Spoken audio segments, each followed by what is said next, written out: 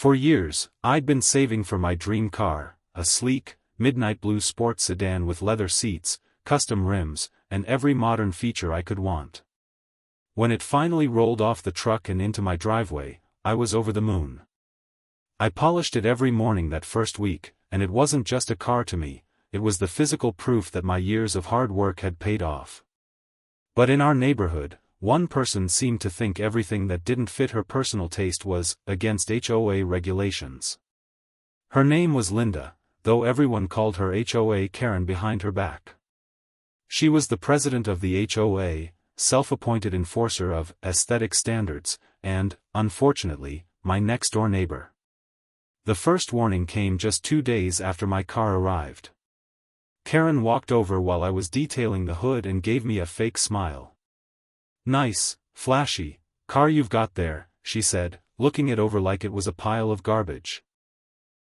Then she pulled out a clipboard and handed me a written notice: "Vehicle violates community guidelines, color and style not approved."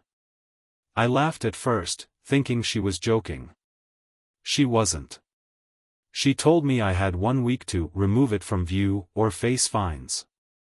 I told her it was my property and my driveway, and I wasn't going to hide it in my garage just because she didn't like it. That's when her smile vanished and her voice turned cold. "You'll regret that." A week later, I woke up to the sound of metal crunching. I bolted outside and my heart sank. Karen was standing in my driveway, holding a metal trash can lid. My car's driver's side mirror was hanging by wires, the windshield was spider-webbed with cracks, and a deep dent ran across the hood. She had the nerve to claim it was an accident, that she tripped while taking out the trash. But I could see the deliberate swing marks, and the security camera on my porch had caught every second of it. When I told her she'd be paying for the damage, she smirked and said, "Good luck proving anything the HOA will care about." That was the last straw. I called my insurance company and reported the damage, but I also made another phone call, to a towing company I'd used for years in my work as a contractor. I knew exactly where Karen's precious white SUV was parked, right in the community lot the HOA technically didn't own. Within 45 minutes, a flatbed truck arrived.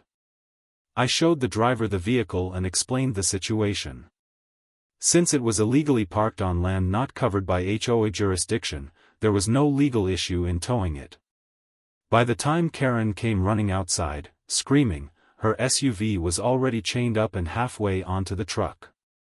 She shrieked threats about lawsuits and calling the board, but the driver just shrugged and drove off. Karen had to pay nearly $500 in impound fees to get her SUV back.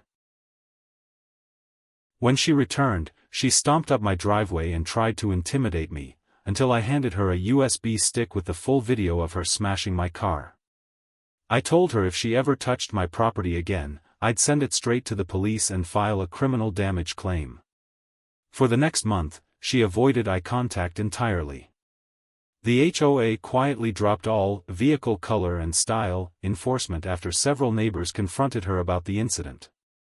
Now, my midnight blue sports sedan sits proudly in my driveway, shining in the sun. And every time I catch Karen glancing at it from her window, I smile, knowing she learned that day that some people won't be pushed around.